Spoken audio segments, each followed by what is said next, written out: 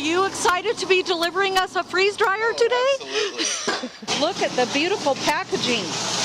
This is the vacuum pump. Random items we'll take a look at. Let's pop this open. Take a quick look and make sure there's no obvious damage here. It looks like this got dinged. Should we open this up and look? Actually, there's nothing through the box, but here, we'll go ahead and pull these out. So these are the trays. There's more trays down here. Trays and more trays. I'm a cheapskate. I didn't get the stainless steel model. I'm sorry, honey. That's all right. That just means we can buy more food. More items in here. Oh, Mylar bags. Okay. And I think at this point we can pull the sleeve off and just double check.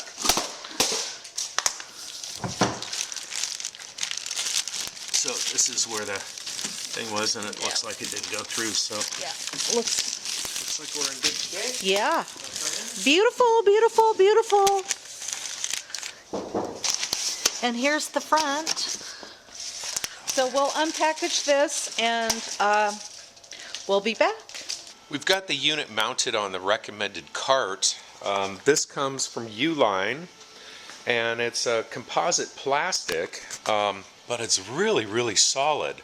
I think this cost about 150 bucks, something like that, plus shipping. Let me show you what the freeze dryer looks like. So here's the front. Obviously, this is where all the action happens in here. The trays and the vacuum chamber, the door. There's also this, which goes on the inside to insulate it from the outside. Now, over on this side, we see an output and a hose. That's the vacuum hose, and it goes over to this vacuum pump that sits nicely on the cart, and then the pump plugs into the unit itself. Now over here is a drain valve, and that is used at the end of the cycle. When you're completely done, you well, two things. One, you have to let air back into the system to equalize the pressure between the inside and the outside air. Without doing that, you can't open this door at all. There's so much vacuum in here, the door just gets sucked onto this seal. So anyway, you throw the valve, you let air back in, then the door pops open and you can remove the items. Then after that, there will be ice that builds up on the sides and the bottom, and you can go through a defrost cycle and melt that. So this valve over here is then used to drain the liquid, and you just drain it off into a bucket. So I think that works out really well on the cart. Don't hesitate to get the cart because it is really, really solid. This is our first freeze dry project. These freeze dry foods that we're going to make with our home freeze dryer are for our own personal use, but we want to share what we're doing with everybody so that you can see how awesome home freeze drying really is. So our first project with our home freeze dryer is going to be with the medium-sized cooked shrimp. We went ahead and got the frozen type of shrimp to try to help speed up the freeze dry process. We're going to see how this works. We have 2 bags here with 4 freeze dry trays, and we're going to probably use up the whole thing.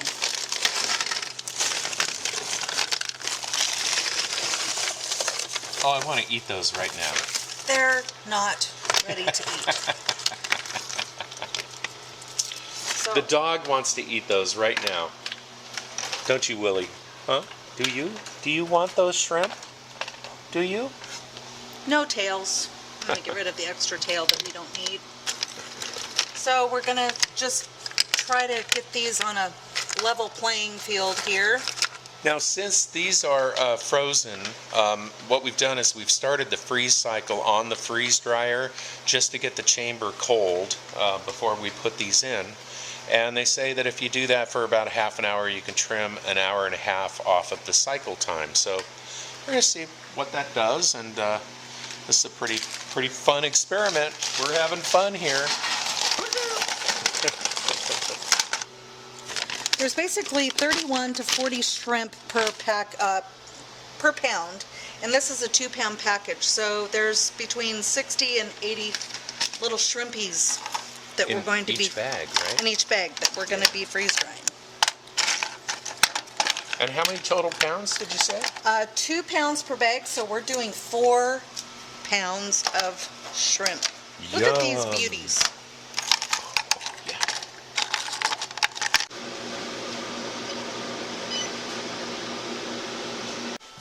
Ah. Layer 1. Ooh, that's already cold in there. Oh yeah, it's been running for a half an hour. Layer so. 2. Are you having fun yet? Layer 3. And layer 4. This happens to be the standard size of the HarvestRight freeze dry machine. They come in small, standard. Larger model uses 220 volt, and then the ultra freeze dry model, which is for more like commercial use. Okay, and here we go. We hit the start button. And it says to close the drain valve, which we've already done. And there we go. Freezing. Fun! Well, Jenny, what do you think about the level of loudness from this machine? You okay with that? As long as we don't have the 3D printer going at the same time, I think I can get by without earplugs. All right, well, let's. This is just a quick little update. Let's see where we are right now. We have been running, and I'm not sure if you can see this, but we've been running for about 18 hours right now, and we're at 591 millitorr pressure. That has to get down to 500 and stay there for an hour, and then once that happens, then it'll go into the final drying time, which I think is another 6 hours. So anyway, that's the update.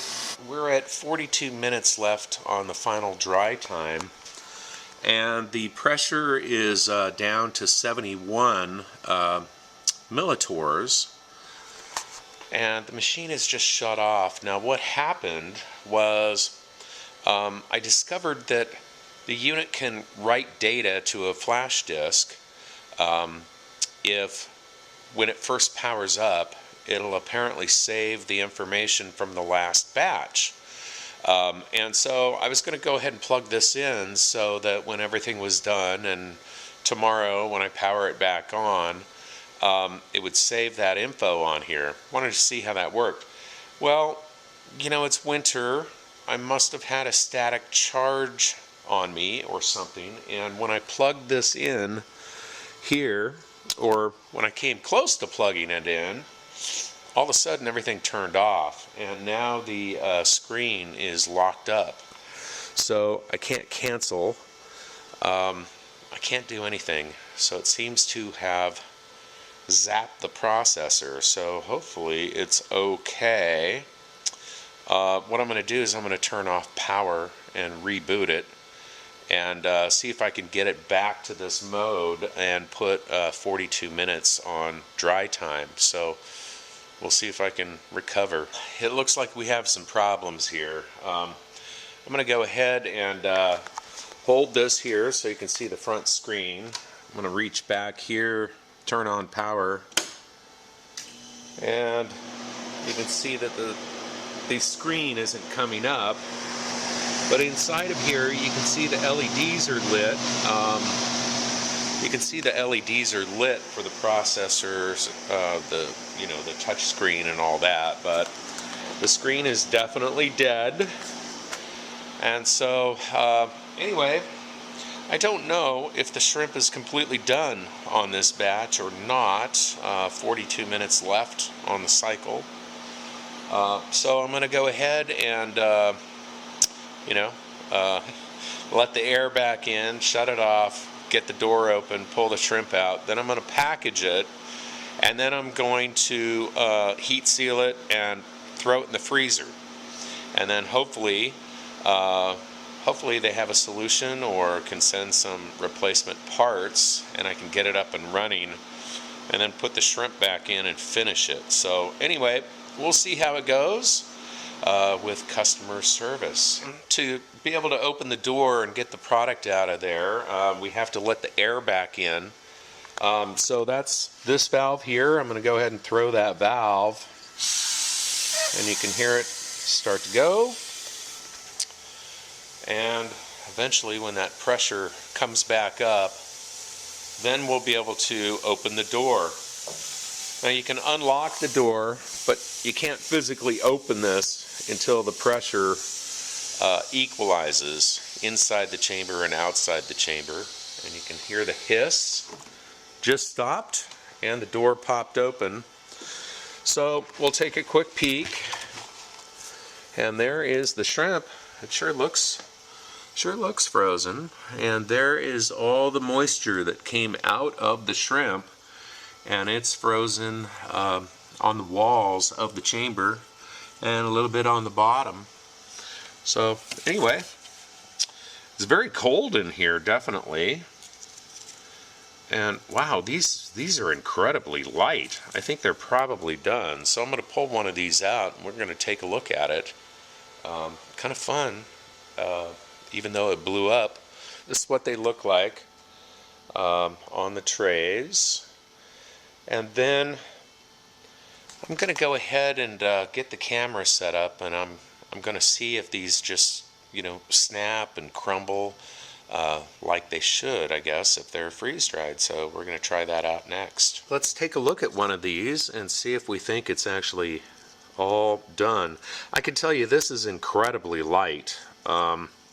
So we're going to go into the deepest part here and see. Oh, look at that. Wow. Okay. That definitely looks dried to me. I'm going to just kind of squish it a little bit and just see. You can see that it's actually flaking apart. This is completely done, I think. If it can turn into powder, then I think it's completely done. So, okay, well that's good news. I'm happy about that. There's our shrimp. We've got our oxygen absorber. I'm going to just kind of put that down in there somewhere. Okay, try to get a little bit of air out. Okay, and then I'm going to try to seal this up near the top. And the reason for that is I want to talk with HarvestRight and make sure that there was actually enough freeze drying time on this, or whether I need to put this back in the freeze dryer. So beautiful. For the big package, I went ahead and put 2 of these oxygen absorbers. These are 300 cc, and I'm going to have to do a little bit of research. I think 300 is enough for these larger bags, but you can never put too many oxygen absorbers in there. It doesn't hurt anything, and it also doesn't hurt anything to seal multiple times. So I'm just going to do that because I'm a chicken, and I just want to make sure that everything is copacetic. All right, beautiful. Well, the machine is all defrosted, and I just wanted to show you how much water came out of that shrimp. This is 8 cups. Here's an update.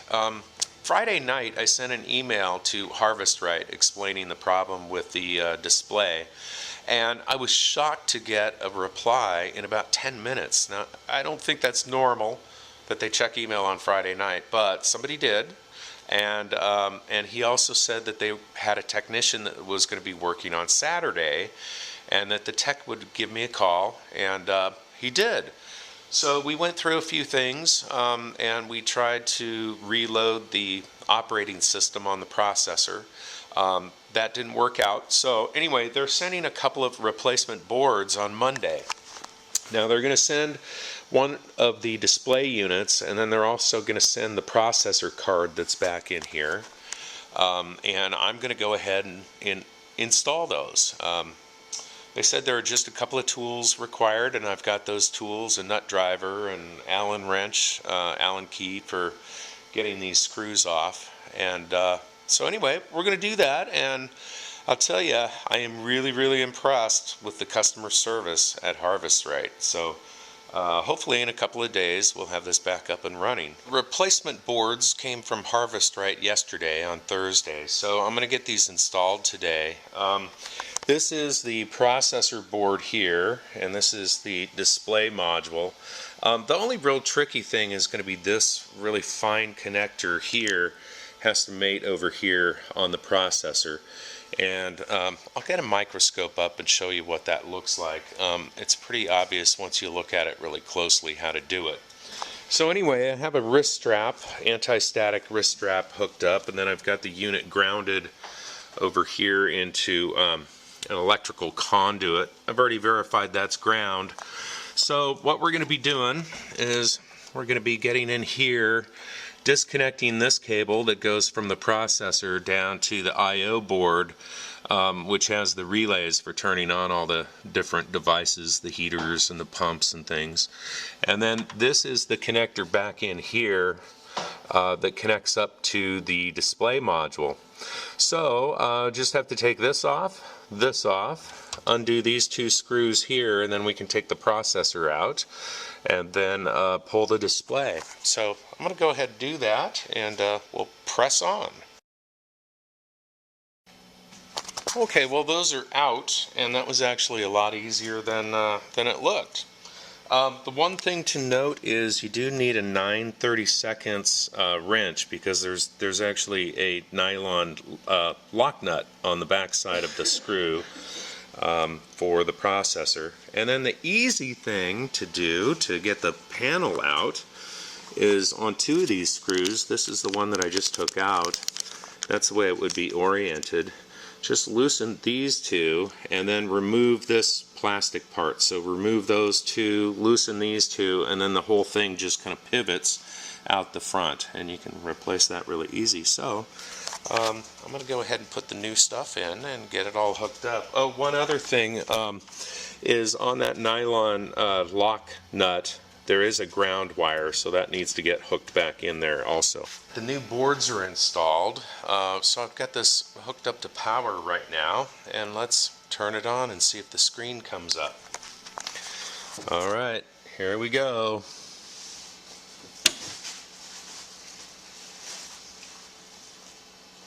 Hey, look! It's a HarvestRight! Right on! Okay, well, big thumbs up to HarvestRight for getting those parts out to me so quickly, and to the technician who walked me through how to put the boards in so we didn't have to, you know, pack it up and send it back to get it worked on. So I'm excited, and I'm really thrilled with the customer service. So big thumbs up from here.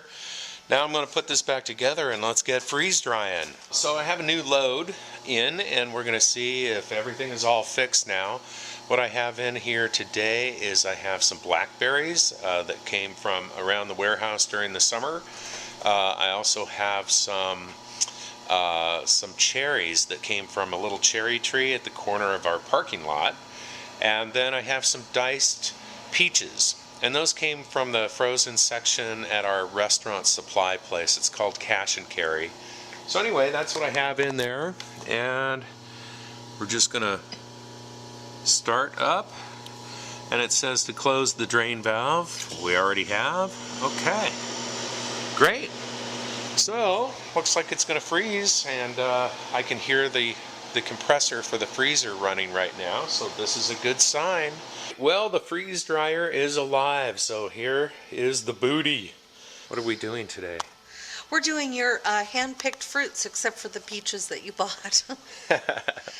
So there's blackberries from the field out here by work, cherries that Jenny and Brian picked off of the cherry tree last summer, and peaches, diced peaches from Cash and Carry. Okay, guys, come on. Hop in here and try away. We'll just kind of make this a free-for-all. Starting with the peaches. Okay. Oh, God. Oh, you got a sour one? What did you have? Wow. Okay, this is going to go over well. I had a blackberry. Okay. The sourest blackberry you've ever tasted. Okay, well, try a different one. Okay, what did you have? I tried the blackberries. It's freeze dried. I didn't get a sour one.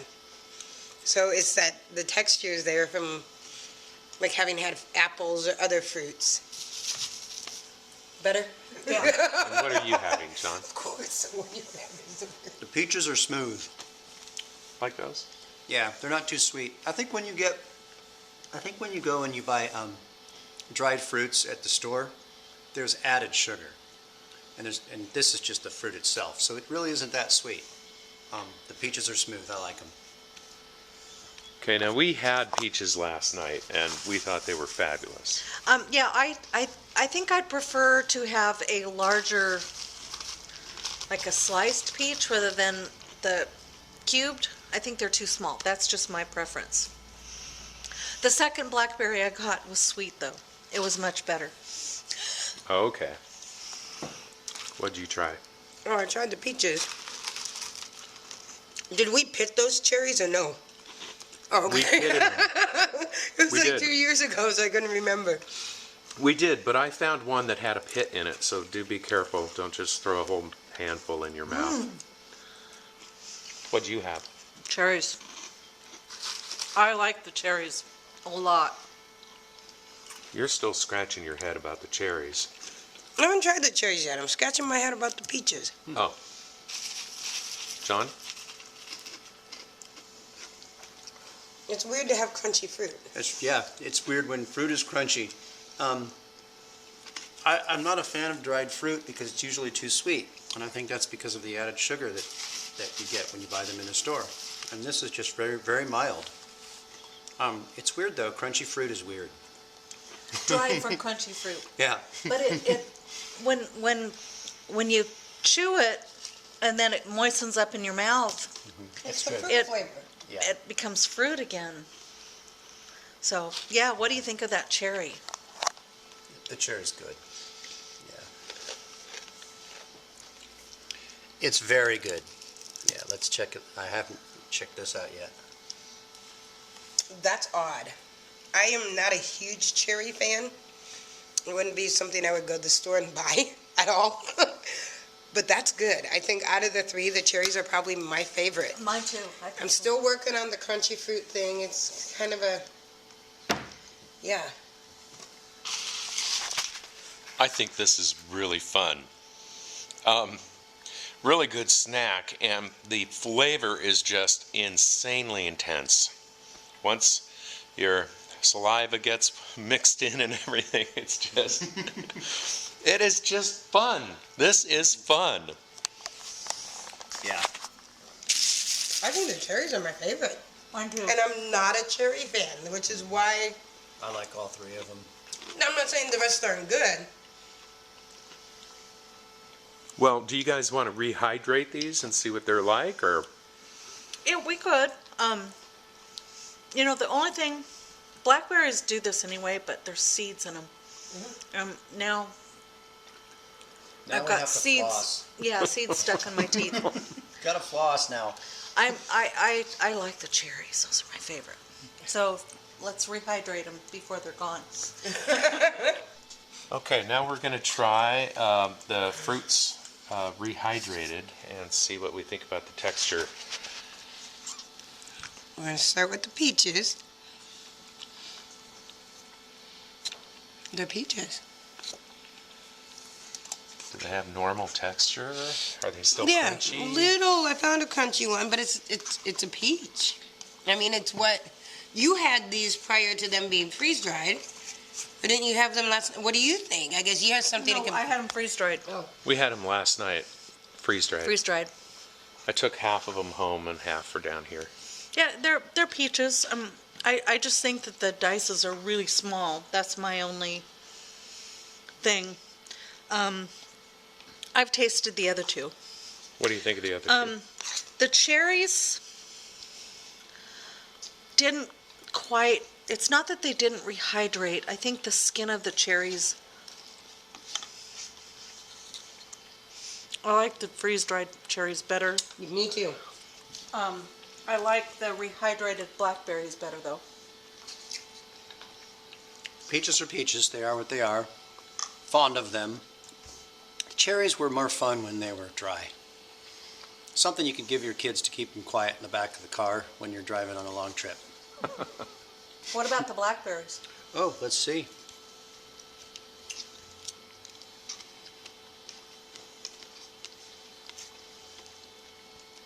These blackberries are fairly tart.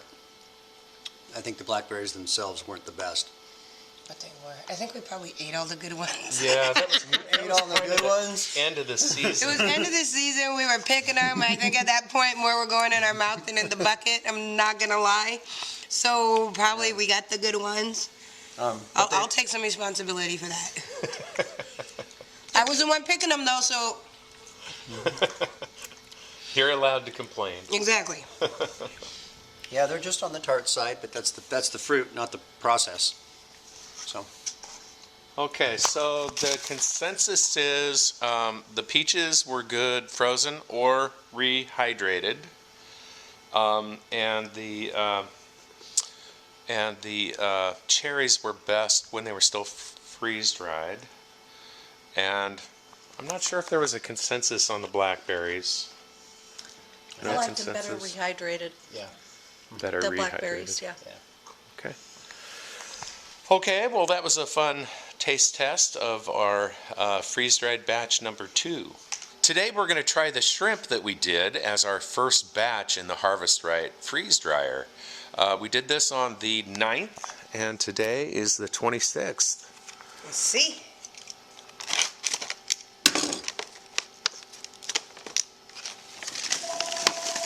There's our oxygen absorber.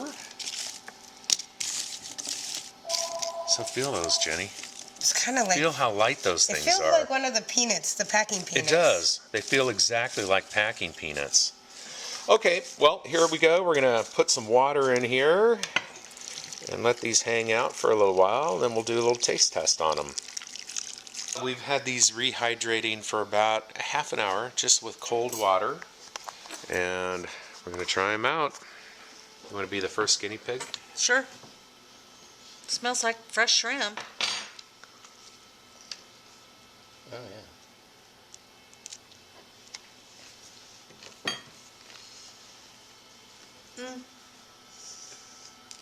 It could have rehydrated a little longer.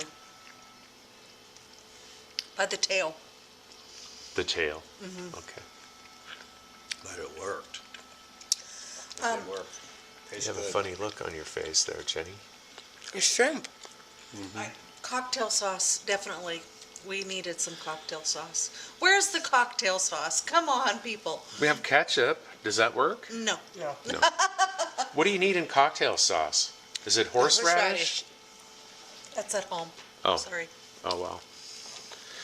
Okay, well, so tastes like shrimp, looks like shrimp. Smells like shrimp. It would be great with cocktail sauce. Yeah. I'm just going to put a little seasoning on them. This is a very tasty seasoning called, what is this? Is that herba mare? Chocomare. Chocomare. Different than the herba mare. It has different spices. It's shrimp. Okay. Yeah, the tails didn't rehydrate. But it's still good. Yeah, it's right up to the tail. And it- Sprinkling a little bit on there. Yeah.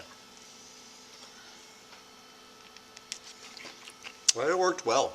It worked out. Did that work? Mm-hmm. Okay, we'll try some of that.